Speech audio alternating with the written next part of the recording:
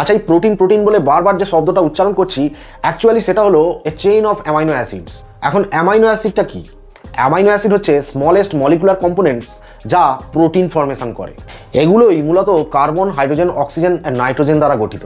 ব্যতিক্রমী কিছু অ্যামাইনো অ্যাসিডসের মধ্যে সালফারও থাকে, যেমন মিথিওনাইন আর সিস্টিন। মোট 20 প্রকারের অ্যামাইনো অ্যাসিডস রয়েছে, যার মধ্যে 9টি অ্যামাইনো অ্যাসিডস আমাদের শরীর সিনথেসাইজ করতে পারে না, যেগুলোকে ডায়েটের মাধ্যমে আমাদের কনজিউম করতে হয়।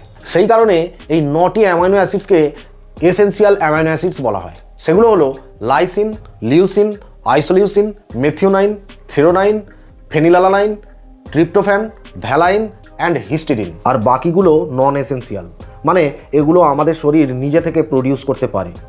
9টি এসেনশিয়াল অ্যামাইনো অ্যাসিডস যা ডায়েটারি প্রোটিনের মাধ্যমে খাদ্য থেকে আমাদের শরীর গ্রহণ করে, সেগুলোর ঘাটতির জন্য আমাদের শরীরে অনেক কিছু ডিসঅর্ডার তৈরি হয়, যা সঠিক ডায়াগনোসিসের অভাবে পরবর্তীকালে ক্রনিক ডিজিজে পর্যন্ত পরিণত হতে পারে। যেমন ধরুন, লাইসিনের অভাবে আপনার ফ্যাটিগনেস দেখা দিতে পারে, মনোযোগের অভাব ঘটতে পারে, এবং অনেকের শরীরের মধ্যে যে একটা সবসময় অস্বস্তিকর ভাব তৈরি হয়, সেটাও কিন্তু লাইসিনের অভাবে হয়। মিথিওনাইনের অভাবে মেটাবলিক প্রবলেমস দেখা দেয়। ট্রিপ্টোফ্যানের ডেফিসিয়েন্সির জন্য ক্ষুধামান্দ্য দেখা দেয়, যার ফলে গ্রোথ রেট কমে যায় এবং স্কেলিটাল ডেভেলপমেন্টেও প্রবলেম দেখা যায়। লিউসিনের ঘাটতির ফলে hair fall, skin rashes, weight loss এবং একটা ল্যাথার্জি অনুভূত হয়, এমনকি শরীরের বৃদ্ধিও কমে যায়।